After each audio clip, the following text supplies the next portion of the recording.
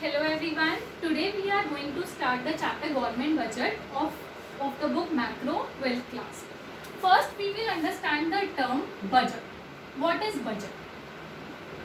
Budget जो है वो सबके घर में बनता है, सारी शॉप्स में बनता है, सबके घर में बनता है.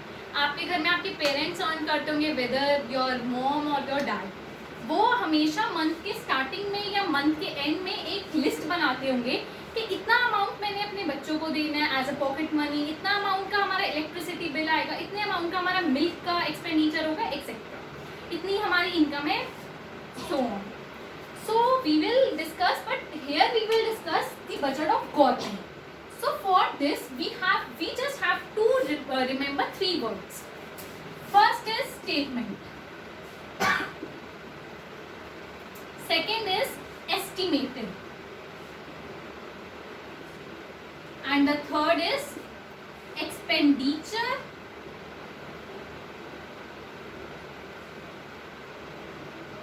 And revenue. इसी के साथ हमारी बजट की डेफिनेशन कंप्लीट होती है. क्या करना है, क्या है बजट की definition? It is the statement showing the government's estimated expenditure and revenue. It is a statement which shows government's estimated expenditure and revenue. इसी के साथ हमारा यहाँ बजट का टर्म खत्म होगी. अब नेक्स्ट हम स्टार्ट करेंगे, ये चीजें हैं जो कि हम इस वीडियो में डिस्कस करेंगे. That is government first budget that we have done. Next is government expenditure which is divided into two parts, that is capital expenditure and revenue expenditure. Next government receipts which are capital receipts and revenue receipts, and we have further bifurcation of revenue receipts which we will discuss later. So now we will start with government expenditure. अब हम बात करेंगे government expenditure की, जो कि further classified है दो parts में, which is capital expenditure and revenue expenditure. ये चैप्टर की वेटेज होती रहती है जनरली 6 मार्क्स, जो कि मैं आपको बताऊंगी एंड ऑफ दिस वीडियो. तो आपको ये वीडियो एंड तक देखनी चाहिए, बिकॉज मैं इसके अंदर बताऊंगी कि क्या एग्जामिनर का क्या माइंडसेट होता है. वो क्या इसके अंदर से पूरा 6 मार्क्स का क्वेश्चन देता है, क्या 2 मार्क्स के 2, 3 मार्क्स का 1 ऐसे देता है या कैसे देता है. तो आप इस वीडियो को लास्ट तक जरूर देखिएगा. अब हम बात कर रहे हैं कैपिटल एक्सपेंडिचर की. कैपिटल एक्सपेंडिचर क्या होता है? Capital expenditure are those expenditure of the government which either creates the assets of the government or reduces the liability of the government. इस डेफिनेशन को याद करने का इतना सिंपल तरीका मैंने ना कहीं देखा, ना मुझे आज तक किसी ने पढ़ाया. बस एसेट से नीचे एक ऊपर का तरफ एरो डाल दें और लायबिलिटी के नीचे नीचे की तरफ एरो डाल दें. एसेट्स कैपिटल एक्सपेंडिचर बोल के, जो कि गवर्नमेंट का एसेट्स बढ़ाती है या फिर लायबिलिटी कम करती है, और कुछ नहीं. और मैंने डेफिनेशन में भी अगर आपने ध्यान से सुना हो तो मैंने यही बोला था, इसके अलावा मैंने कोई वर्ड और नहीं बोला. अब हम बात करेंगे रिवेन्यू एक्सपेंडिचर की. रिवेन्यू एक्सपेंडिचर क्या होता है?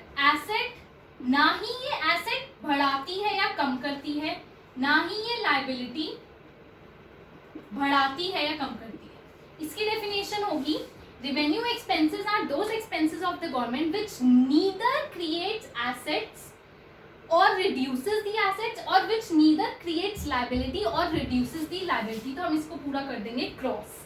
अब हम सबसे पहले बात करेंगे कैपिटल एक्सपेंडिचर के एग्जाम्पल्स की. First example is construction of, मैं यहाँ लिख देती हूँ, construction of roads, dams, buildings, etc. अगर गवर्नमेंट अपनी रोड बना रही है, डैम बना रही है, बिल्डिंग बना रही है, तो उसके अंदर क्या होगा? गवर्नमेंट का एसेट बढ़ेगा लेकिन लायबिलिटी रिड्यूस होगी, लायबिलिटी नहीं बढ़ेगी. दूसरा एग्जाम्पल है loans to states and union territories. अगर गवर्नमेंट लोन दे रही है स्टेट्स को या फिर यूनियन टेरिटरीज को किसी भी पर्पस के लिए, उनके वेलफेयर के पर्पस के लिए या XYZ किसी भी पर्पस के लिए, तो गवर्नमेंट का एसेट बढ़ रहा है, लायबिलिटी रिड्यूस हो रही है, क्योंकि लोन पे गवर्नमेंट को इंटरेस्ट मिलेगी, लोन मिलेगा एक उसके मेच्योरिटी के टाइम पे, तो गवर्नमेंट का तो एसेट बढ़ रहा है ना। अब हम बात करेंगे रेवेन्यू एक्सपेंडिचर के एग्जाम्पल्स की। इसका फर्स्ट एग्जाम्पल है expenditure on law and order and defence. Government defence पे कर रही है, गन्स बना रही है, लॉ एंड ऑर्डर पे कर रही है, तो ना उसका एसेट बढ़ रहा है ना उसकी लायबिलिटी बढ़ रही है गवर्नमेंट की। दूसरा एग्जांपल है salaries and pensions to the government employees. अगर गवर्नमेंट सैलरी दे रही है या पेंशन दे रही है अपने एम्प्लॉइज को, तो उससे क्या गवर्नमेंट की एसेट बढ़ रहे हैं? नहीं। क्या उसकी लायबिलिटी बढ़ रही है? नहीं, क्योंकि वो तो उसका बनता ही है। अब जो ये कैपिटल एक्सपेंडिचर होता है, एक्सपेंसेस होता है, ये होता है non recurring in nature.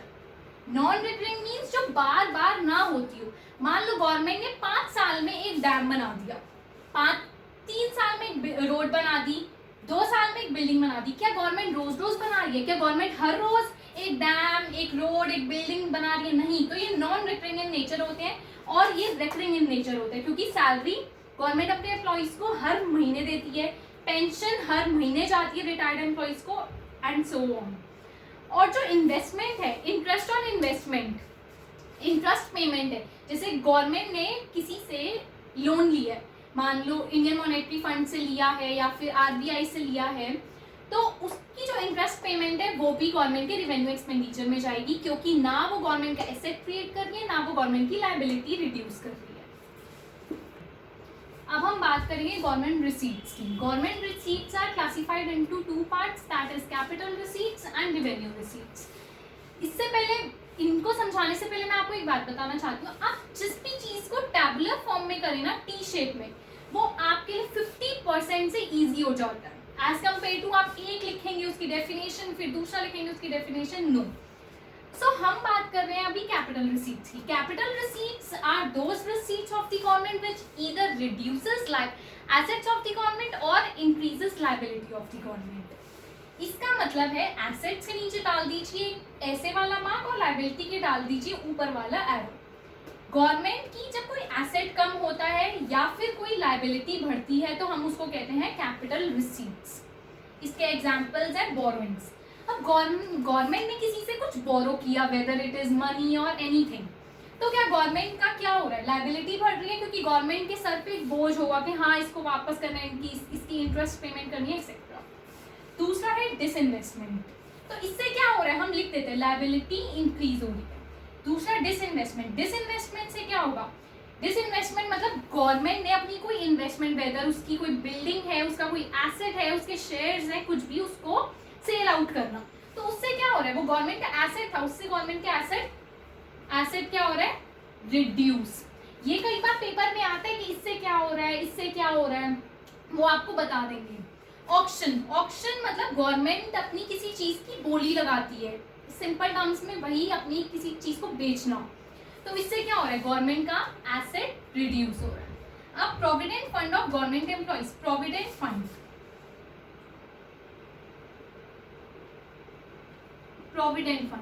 Provident fund अगर आप सबके पास, आप सबने अकाउंटेंसी में पढ़ा होगा, प्रोविडेंट फंड क्या होता है? गवर्नमेंट अपने एम्प्लॉइज को जब उनका रिटायरमेंट हो जाता है, आफ्टर जितना भी एज है रिटायरमेंट का 60 ईयर्स, उस पर एक कुछ सम ऑफ अमाउंट मतलब एम्प्लॉय की सैलरी में से साइड करती जाती है, जो कि लास्ट में उसके रिटायरमेंट पे एज अ कंबाइंड फंड उसको दिया जाता है, जिसको कहते हैं प्रोविडेंट फंड। इससे क्या हो रहा है? गवर्नमेंट की लायबिलिटी बढ़ रही है कि हाँ ये अमाउंट इस बंदे का, इसको हमें देना है, हम इसको अपने ऊपर नहीं खर्च कर सकते।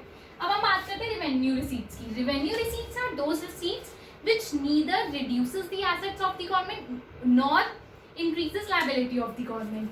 तो इसको हम ये बना के बिल्कुल काट देंगे कि ऐसा कुछ होता ही नहीं है इसके अंदर। इसका एग्जाम्पल, इसकी ना फर्दर बाइफर्केशन है, like capital receipts and revenue receipts, फिर उनकी भी फर्दर बाइफर्केशन है, डायरेक्ट टैक्स, इनडायरेक्ट टैक्स। तो हम इसका अभी बस 2 ही एग्जाम्पल ले लेंगे, that is GST, goods and services tax, and then fees and fines. ना इन चीज़ों से गवर्नमेंट का रेवेन्यू एसेट कम होता है, ना ही इनकी लायबिलिटी बढ़ती है। अब हम आगे बात करेंगे रेवेन्यू रिसीट्स की।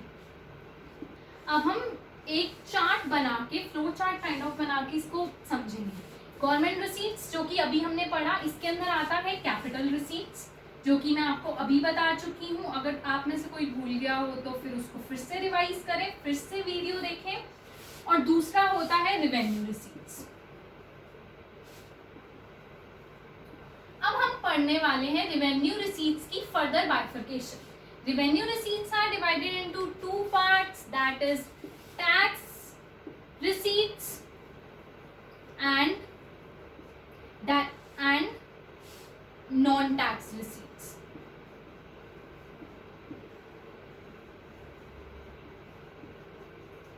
Tax receipts are those receipts which are tax receipts are those receipts which are received from direct received from taxes. Non-tax receipts are those receipts which are not received directly from taxes. अब हमने इनकी definition कर ली, कुछ नहीं है definition में। जो tax से रिसीव हो तो वो टैक्स रिसीव, जो टैक्स से रिसीव ना हो वो नॉन टैक्स रिसीव। अब हम इनके करेंगे एग्जाम्पल्स। एग्जाम्पल से पहले मैं आपको बता दूं, टैक्स रिसीव्स की भी फर्दर बाइफर्केशन है, that is direct tax and indirect tax. और ये वाला क्वेश्चन इंपॉर्टेंट भी काफी, क्योंकि पेपर में कई बार वो पूछ लेता है differentiate between direct tax and indirect tax. तो सबसे पहले हम पढ़ेंगे टैक्स रिसीट्स। अभी हम पढ़ेंगे क्योंकि इन दोनों के बारे में हमें डिटेल में पढ़ना है, वही टैक्स रिसीट्स ही होगा।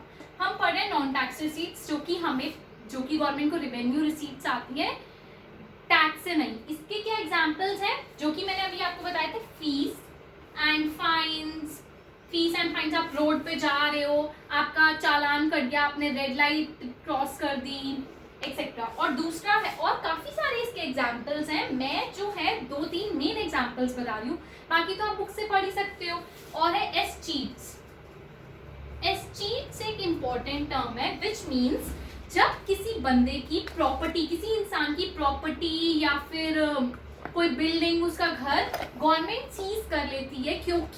क्यों सीज करती है, क्यों अपने नाम पे ले लेती है गवर्नमेंट? क्योंकि उस बंदे ने कोई विल नहीं लिखी होती कि मैं अपनी प्रॉपर्टी इसको देना चाहता हूँ या उसको देना चाहता हूँ, एक्सेट्रा। तो उस टर्म को हम कहते हैं एस्चीट्स। पढ़ेंगे direct tax and indirect tax. As the name suggest, direct tax, direct मतलब डायरेक्टली मुझ पे लग रहा है कि मेरे पे टैक्स लगा है, मैंने ही पे करना है, मैं किसी और पे इम्पोज नहीं कर सकती उस टैक्स को। इनडायरेक्ट टैक्स, कि टैक्स तो मुझ पे लगा है पर मैं किसी और पे इम्पोज कर दूंगी। The bearer and the payer are not the same, इसके अंदर सेम होते हैं। अब इसका डायरेक्ट टैक्स जो कि हमें खुद पे करना है, इनडायरेक्ट टैक्स जो कि हम दूसरों पे लगा सकते हैं, इम्पोज कर सकते हैं।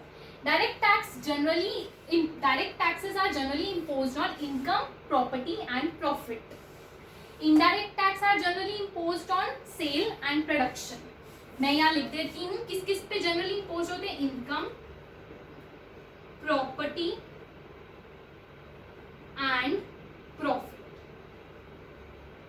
ये किस पे होते हैं, sale and production. अब देखो, आपकी इनकम पे लगा इनकम टैक्स, तो क्या आप अपने पड़ोसी को जाके बोलोगे कि नहीं भाई मैं नहीं पे करूंगा, तुझे मेरा टैक्स पे करना है? Obviously no. और जब आपकी प्रॉपर्टी पे लगेगा तब भी आपको खुद ही पे करना है, जब आपके प्रॉफिट पे लगेगा तब भी आपको खुद ही पे करना है, तब भी आप किसी और को नहीं बोलोगे कि भाई प्रॉफिट तो मैं रखूंगा बट टैक्स तू दे, no. And in this indirect tax लगता है सेल एंड प्रोडक्शन पे। आपकी सेल हुई, आप कोई चीज प्रोड्यूस कर रहे हो, आपका प्रोडक्ट है, क्या आप उस पे टैक्स देते हो, प्रोड्यूसर उस पे टैक्स देता है कि कस्टमर उस पे टैक्स देता है? ऑब्वियसली कस्टमर देता है। आप देखते हो कि अच्छा इस पे जीएसटी हमें इतना चार्ज किया गया, रेस्टोरेंट में गए, अच्छा हमारा बिल इसलिए इतना है, हमने तो इतना खाया नहीं, अच्छा जीएसटी इन्होंने इतना चार्ज किया। आप सिनेमा हॉल्स में जाते हो, जीएसटी किस पे होता है, आपकी टिकट्स पे होता है, वो सिनेमा हॉल वाला नहीं देता, कोई नहीं देता, वो आपको देना पड़ता है। लगता उन पे है बट देते कौन है, कस्टमर्स एंड कंज्यूमर्स। तो ये था direct tax and indirect tax का फुल कंसेप्ट। अब हम आगे जो है, इसके आगे ये जो सब मैंने बोला था वो हमारा हो गया है। इसके आगे की जो वीडियो है, इसके आगे का चैप्टर हम उस वीडियो में बताएंगे। उसके अंदर बहुत इंपॉर्टेंट टॉपिक्स हैं। उस इसके अंदर से या तो मैक्सिमम आता है 2 मार्क्स का, 3 मार्कर या 1 मार्कर, और जो फर्दर आगे रहता है चैप्टर उसके अंदर आता है जनरली 6 मार्कर। तो उसको आप जरूर देखें उस वीडियो को, और उसके अंदर मैं आपको बताऊंगी कैसे बाइफर्केशन होती है, कैसे क्या होती है। तब तक आप लिंक में जाके ये जो मैंने अभी तक पढ़ाया है इसका पीडीएफ पढ़ें, पहले वीडियो रिवाइज करें, फिर पीडीएफ रिवाइज करें, फिर उसके नीचे है एक वर्कशीट, जहां तक आज मैंने पढ़ाया है उसी की वर्कशीट, उसके बाहर कुछ भी नहीं, उसको अटेंड करें। फिर आप कमेंट में मुझे बताएं कि आपको कुछ चीज़ नहीं समझ आई या कुछ चीज़ समझ आई, जो भी आपके रिव्यूज हैं वो मुझे बताएं। And also I am also giving my email ID and my phone number. If you have any doubt, anytime, just call me or just message me. Treat me as your personal friend. Like you can ask anything. Like तुम अपने teacher से नहीं पूछ पाते कि हो हमारी ma'am क्या सोचेगी कि इसको इतना नहीं पता, ये नहीं पता। मैं तो आपको जानती भी नहीं हूँ, तो आप मुझसे तो कुछ भी पूछ सकते हैं। Thank you. If you and also if you like my if you really like watching this and आपको समझ आया तो please like, share and subscribe this video. Share करो भाई, लॉकडाउन चल रहा है, तुम्हारे दोस्त कैसे पढ़ रहे होंगे, अगर सच्चे दोस्त हो तो उन्हें भी भेजो ये वीडियो।